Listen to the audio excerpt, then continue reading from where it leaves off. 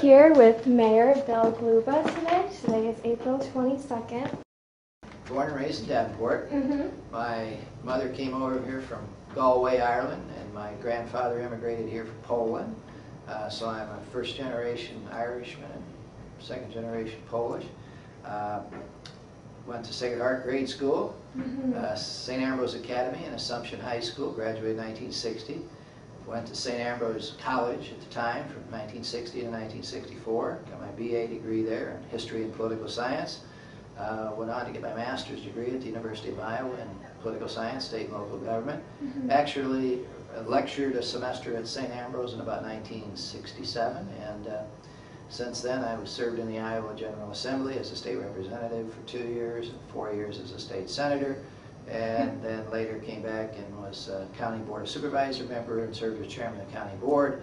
Just been active in politics all my life, and I was elected mayor of Davenport in January, and I'm also co-chair of the Obama for President campaign in Scott County, and will be chairman of the 1st District of Democrats for Obama this Saturday when we meet in Dubuque. Great. I'm married to my wife Trish, who's from Silvis, Illinois. We have 5 children. Daughter, who's the oldest, Deb, in Chicago. She graduated from Assumption High School and local schools, Holy Family. 4 sons, all of which either finished Iowa and one's just finishing the Milwaukee Institute of Art and Design. And we have now 3 grandchildren. Great. Great. How about, you said you went to St. Ambrose. Yes. How was the education? How was it different then? Well, it was a smaller school then, so. Well, St. Ambrose, as you know, Maria, is a diocesan college. Back then it was founded in about 82 as a diocesan college to train priests mostly, and some laymen went, and it grew. And when I went there, it was a great liberal arts college. I think we probably had about 600 students or 8 back then, and a lot of kids from Chicago. I thought excellent faculty, a lot of PhDs, a lot of gentlemen, priests, and laymen who served in the Second World War. Were considered sort of the greatest generation. Tom Brokaw wrote his book about the greatest generation, and many of the faculty members I had back then were part of that. For example, Father Bill O'Connor served as a naval officer. Dr. Matthew M. McMahon, who was head of the Political Science Department, PhD, served in the Second World War, and they came back and got the GI Bill of Rights and became professors and teachers and scholars. And so you first met him as a student? Pardon? You first met him when you were a student? Yes. Father, you got to realize, back then, St. Ambrose had a sort of a natural moral law tradition. A lot of the priests graduated from Catholic University of America, and sort of at the time set the Thomistic natural moral law philosophy. That's what permeated St. Ambrose back in the, I guess, in the 40s, 50s, 60s. And by that I mean they believed in St. Thomas Aquinas' teachings and natural moral law principles and right reason, things I'm not sure they hear about anymore today, but they were committed to that. And there were several of them that sort of permeated St. Ambrose, you know, whether it be in the sociology department, the history department, the political science department, the sociology department, this thing about right reason, that we have a responsibility for our brothers and sisters, and we all should be promoting the common good and you know, practicing the principles of the gospel here on earth. And that sort of natural moral law thinking came out of these faculty members, and it influenced quite a generation of people. So it was pretty much the blossoming of a very rich time, just the beginning of it. I think so. It was the Pope's encyclicals, Rerum Novarum, Pope Leo's encyclicals prior to that about the right to labor, to organize. Again, this was a working class college, mostly working class kids, first, second generation Irish who had a chance, Germans, to get an education, and those priests remembered their background and their upbringing, and they were very highly principled in natural moral law thinking, and we got that very heavily in school. They taught the encyclicals. When I was at St. Ambrose a senior, we had a class in political science and the social encyclicals of the Catholic Church, which are your social teachings of the Catholic Church. And that's something that left an impression on many of us, including the whole issue of the civil rights movement. These were the institution, the lion, the key people at the college back then. Father Griffin, who was the head of the seminary department, real scholar and intellectual.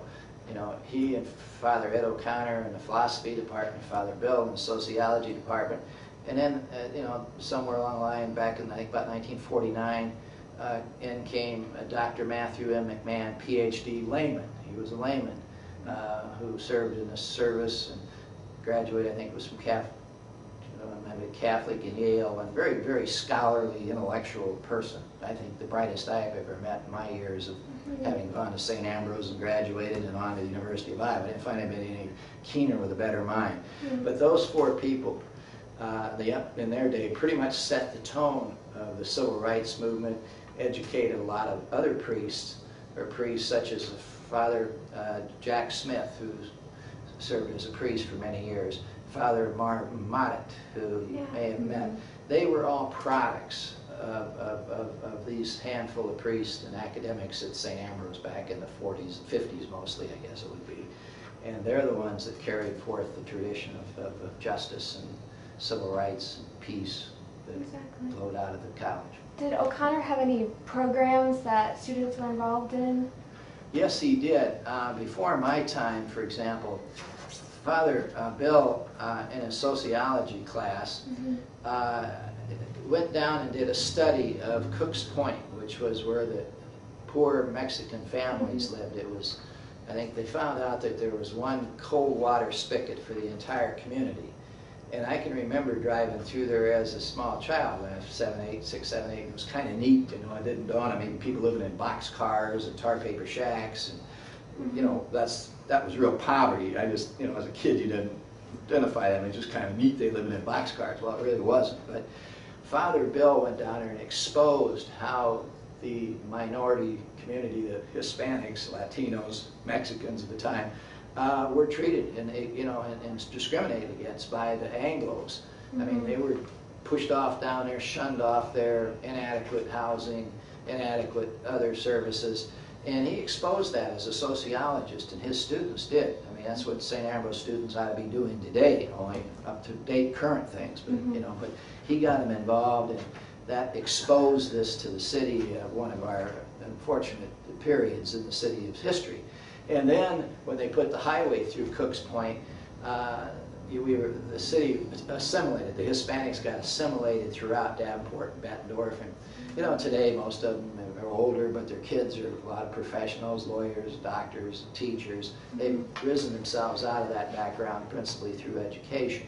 And then Father Bill also started the civil rights movement in this area, as far as being led by, they call it the Davenport Catholic Interracial Council. And he formed that.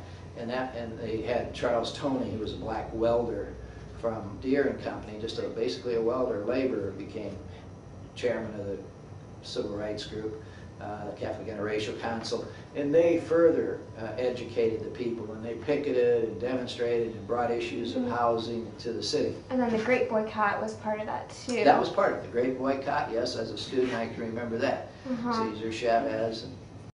But that was all part of that tradition. But the impetus, the movement was started by these priests and laymen, a few teachers at St. Ambrose. St. Ambrose had a tremendous tradition of social justice back then, and they weren't popular. I mean, let me give you a couple of examples. I remember Father, I think it was Father Scheffler, who used to be Dean of Men, or one of them, Father Taylor, I can't remember.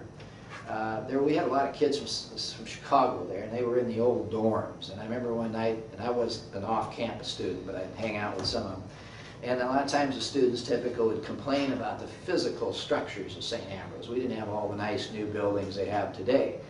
And I think it was Father Taylor, one of them said, well, the reason we don't is because of guys like Father Bill O'Connor. As long as they're around, they're radicals, and, you know, the business community, Davenport is never going to support the college until those people are gone.